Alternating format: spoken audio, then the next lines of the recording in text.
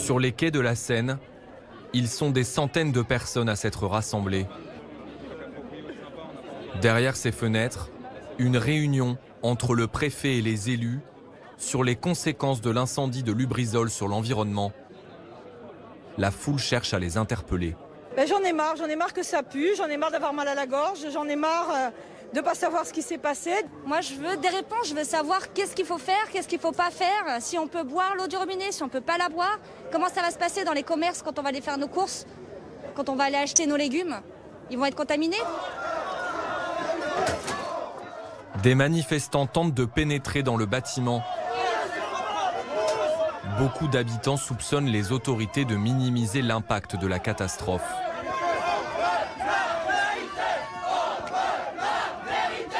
Quatre jours après le sinistre, les inquiétudes sur d'éventuelles pollutions autour de l'usine chimique ne sont pas dissipées.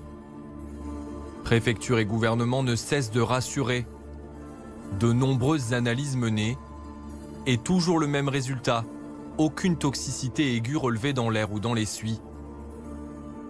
Par précaution, 237 établissements scolaires ont été fermés dans la foulée de l'incendie. Ce lundi matin, tous ont pu rouvrir leurs portes. À l'école maternelle Grain d'Or, située dans le centre-ville, Daphné accompagne son enfant, plutôt sereine après les dernières informations. Moi j'ai reçu un mail comme quoi les écoles faisaient l'objet d'un nettoyage approfondi et que ça serait ouvert aujourd'hui normalement, donc je m'inquiète pas plus que ça. Mais d'autres parents continuent de s'interroger. L'école est ouverte. Après, est-ce que la cour est nettoyée? Est-ce que l'eau du robinet est bonne?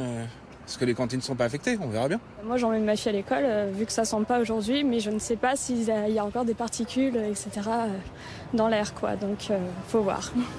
La rectrice de l'académie s'est déplacée dans plusieurs établissements à la rencontre des élèves.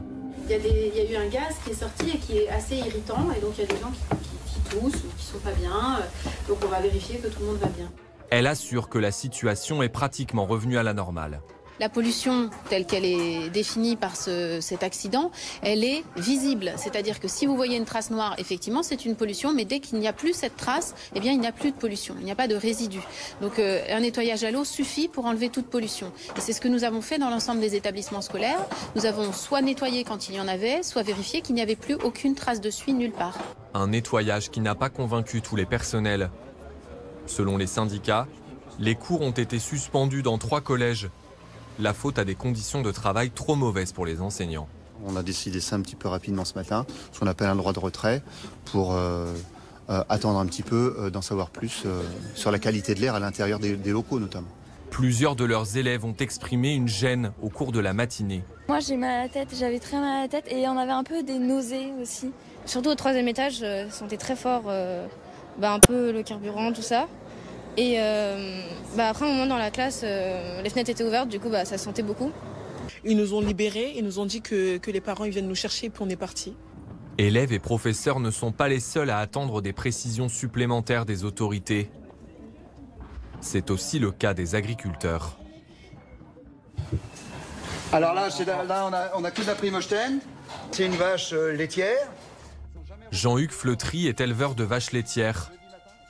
Son exploitation est installée sur l'une des 112 communes, officiellement touchées par le nuage de fumée.